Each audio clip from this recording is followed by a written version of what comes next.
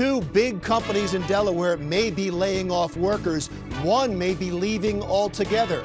We'll talk about what that means. This is the Delaware Way. I'm Larry Menti, and this is the Delaware Way. Two big companies are dominating the news in Delaware these days, Astrazeneca and DuPont, and what are their plans for the future?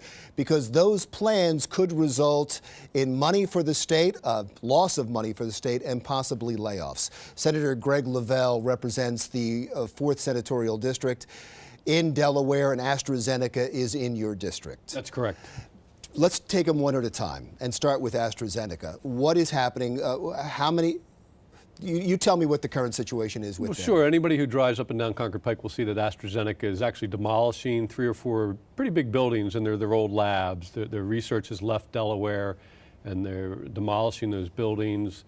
And you could see that they're doing that for a number of different reasons, or theorize, because they haven't shared their plans with me, that maybe they clean up the site at some point to maybe subdivide that land. It's commercial frontage on 202. It'd be in big demand, I think, from a sort of retail environment. Also cleaning up the site for them maybe to repurpose at some point, or if they decide, and I have no information, but if they did decide to sort of continue to retrench in Delaware, then maybe to sell the site in total for someone else to come in. Is there a fear that they may leave Delaware? Well, they're certainly cutting back, and it's capitalism at its best, Larry. I mean, it's good news, bad news. The bad news is that they have reduced employment in Delaware. They have done some of these things. But J.P. Morgan Chase has come in on the southern campus of AstraZeneca and is repurposing all those buildings, substantial renovations to put a few thousand people into there, and that's what happens. So our job is to create that business environment, to be aware, to communicate, to talk, to keep AstraZeneca here, to make it a good environment for them, or if they do ultimately make a decision to leave, to say who comes behind them for that space. Let's stay with AstraZeneca for a second, because I want to look at a bigger problem. You keep hearing, I have people in that chair right there talking about how Delaware is not business friendly enough, that we have to do more to keep these companies. We have to do more to attract more companies to come in when one leaves. Is this a symptom of a bigger problem that Delaware has, or is this an anomaly, AstraZeneca? Well, I think it's probably a little bit of both. How's that for an answer from a politician? You do have that evolution of companies. AstraZeneca in the late 90s and early 2000s, it was a merger that put AstraZeneca in Delaware. That pharmaceutical business is extremely competitive, extremely expensive to compete in from a product development standpoint. And so it has continued to emerge and do what it is today. So we have to make sure that we have a good environment, not only for big companies like AstraZeneca and others, but that entrepreneurial climate to put infrastructure in place, to put an education system in place that attracts, to have tax policies that entice entrepreneurs to come in. Because the goal is really to have that environment, not so much that you bag in AstraZeneca, but you create an environment for small entrepreneurs that then grow up to be But you want to companies. keep an AstraZeneca. Well, you absolutely don't want to lose them. That's absolutely right. And that's a fear, and that's what I was asking about, the symptom of that. Is this just the normal ebb and flow of a business, or is it something about Delaware? I think it's a little bit of both. I think that we need to look at some of our laws. So you could keep AstraZeneca if we change some laws? No. Okay, because you said a little bit of both. That's why. Specifically to AstraZeneca, I can't give you a policy sitting right here that will keep them here. Okay. My dream for AstraZeneca would be that they get purchased by a company without a pharmaceutical company with no U.S. presence, and then they have their instant U.S. presence. But that's beyond my pay grade. Yeah, and so Pfizer's looking at them. Is that a fear? Well, I think, but because Pfizer has a U.S. presence, and that apparently has gone away. Pfizer purchased another large company. And you think that AstraZeneca's out of play then? I didn't say that. I said Pfizer appears to have done a significant merger and maybe moved on. So we'll just have to wait and see.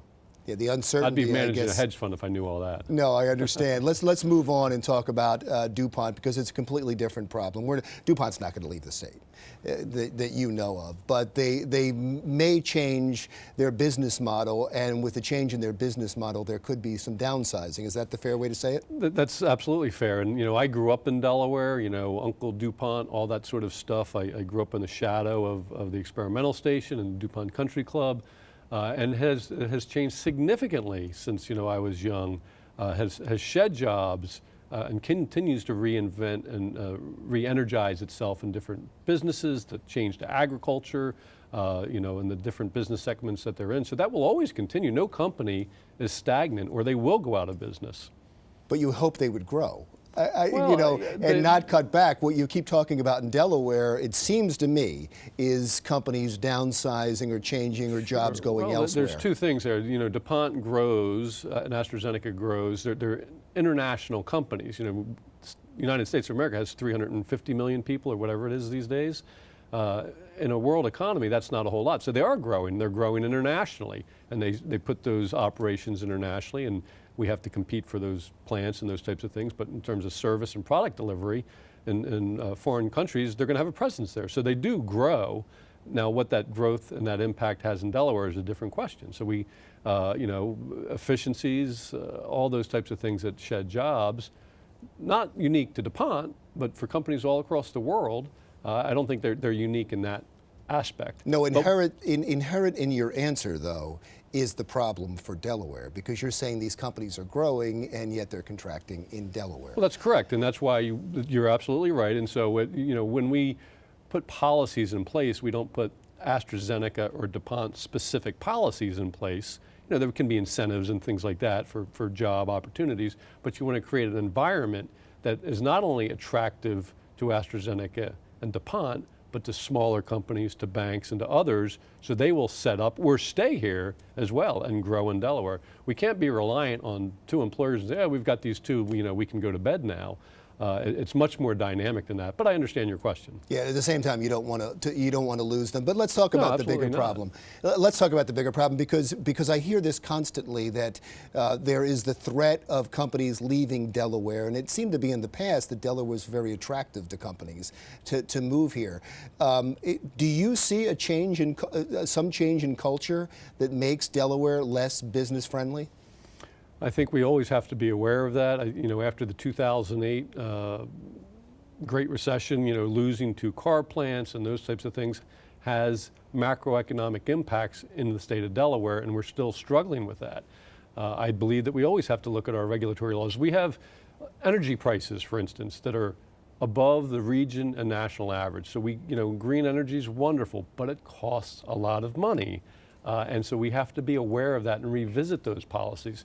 We have a sustainable energy utility that takes money from Delaware consumers, myself, and companies, and makes energy more expensive. So that is just an example of a policy that not only impacts a DuPont company, who's a huge energy user, as you would imagine, but other significant manufacturers and energy users. So that is one example of a policy that we always have to be aware of. Tax policies. We have an inheritance tax now that was put in place that collected $1 million last year.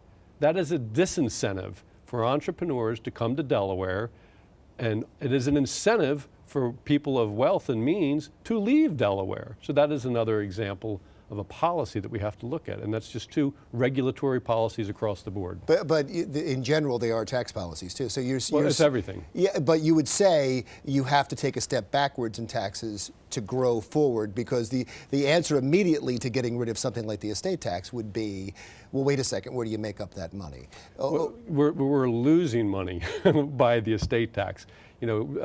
Trust and estate lawyers, business development people tell us, through more than anecdotes, that we have clients and customers that are leaving Delaware, so you lose the income tax. The state says there's no way to prove that. Well, the state's wrong. I think the state selects what they want to select. They take the data that they want, and they shut their eyes to the data that they don't want. If they can tell us that this tax will bring in more money, it is ludicrous to suggest that a bad tax policy won't lose money in business. They're just simply wrong. Thank you so much. I really appreciate you coming in. Again, Senator Greg Lavelle from the 4th Senatorial District in North Delaware and the home of AstraZeneca. We're going to continue our discussion about AstraZeneca and DuPont possibly contracting in the state with two economists when we come right back.